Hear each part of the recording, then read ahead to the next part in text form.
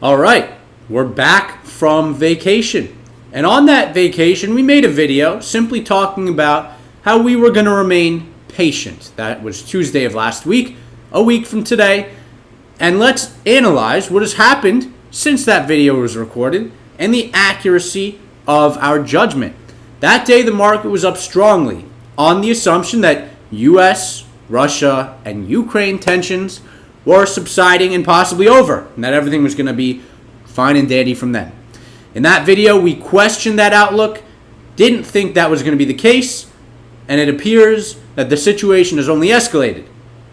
I think the situation is, unfortunately, far from over in terms of escalation, but I don't necessarily think it has an impact fundamentally on markets. At the end of the day, Russia's economy is very small. Ukraine's economy is very small. What does Russia have to do with most U.S. companies? Very little to nothing.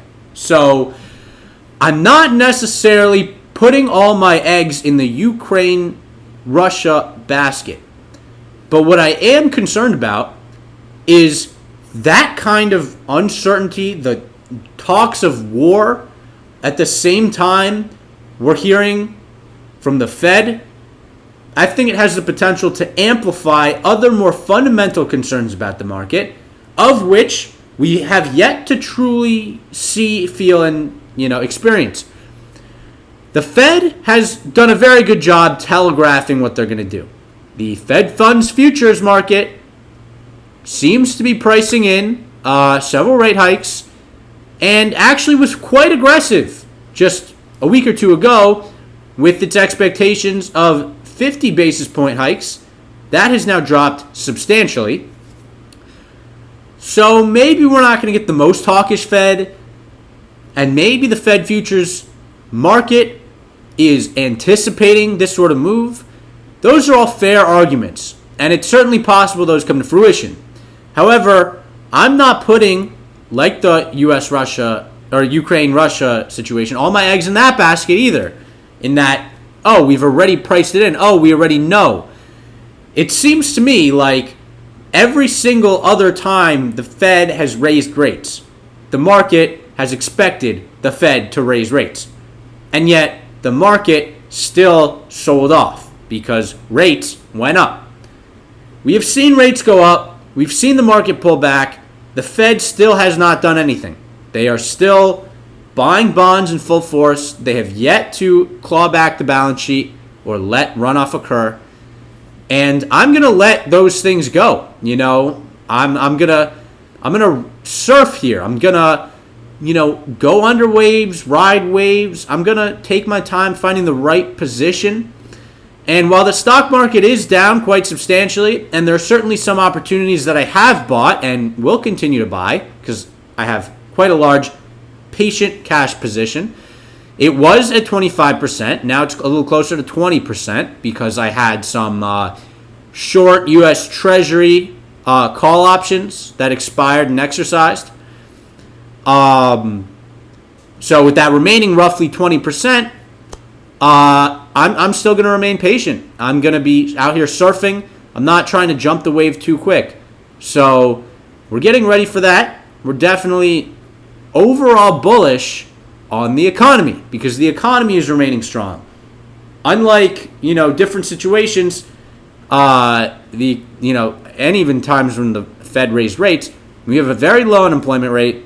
We've got strong-ish consumer spending. Obviously, we had that previous read that was not so hot, but that might be due to inflation.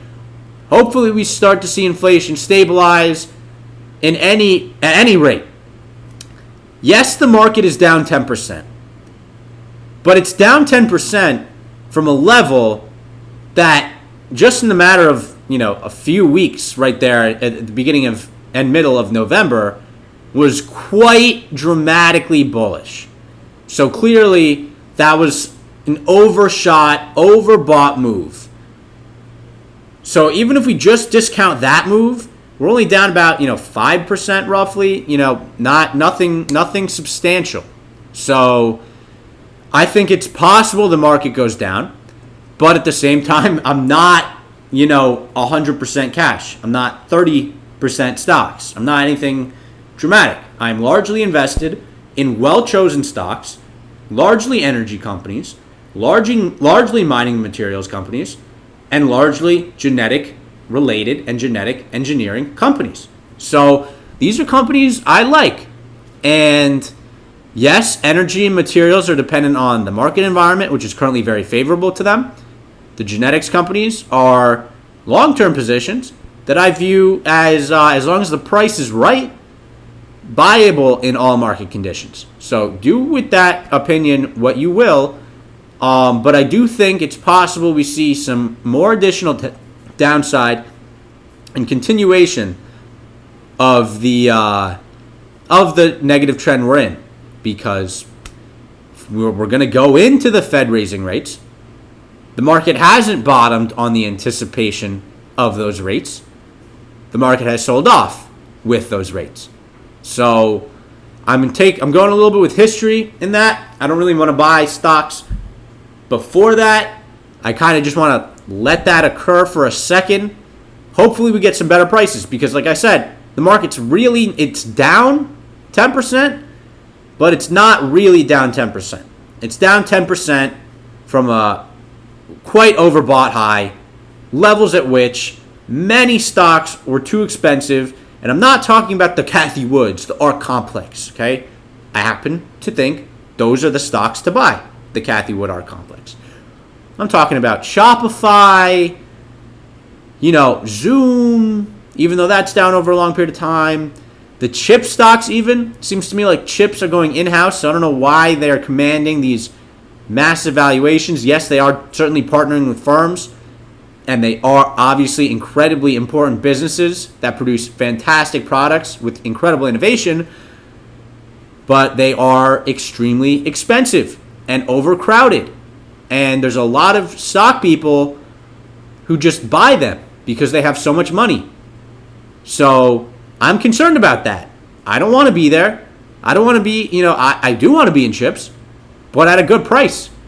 I want to feel like I'm, like Warren Buffett says, getting more value than what I'm paying for. I don't think that's the case right now. It's still a lot of stocks. And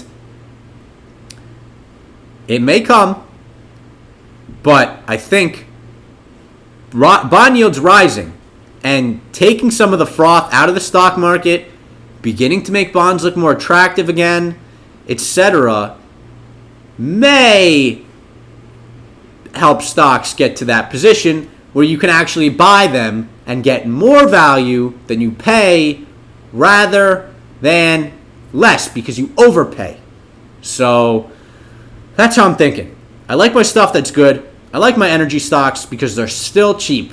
They're still cheap even at these prices. They produce cash. They pay me a dividend. I like my mining and materials companies because I believe the economy is strong. They're producing cash. They're often paying dividends. And they have good economic fundamentals to remain strong. And they're cheap, most importantly. And I like my genomics revolution stocks, among other Cathie Wood stocks, because I think if you can cure genetic disease, that is all genetic disease, that is a massive market opportunity worth several times more than their current valuations, which I think are relatively cheap. And while we're not going to get that product overnight, we are seeing quite good progress with it, quite meaningful progress with it, and I am in the position, personally, to wait until that progress is further along. That is how I'm positioned today. It's likely how I'm going to be positioned tomorrow. And like I said, I'm patient. So it's probably how I'm going to be positioned for a few weeks now. I'm not saying this is a year, 2-year thing. I'm not even saying a massive bubble's occurring and a recession's imminent. I'm just saying I'm going to be patient. 10%, yes, it's a lot, but it's not really 10% if you ask me. So we're remaining patient. That's today's video. And until next time, peace out.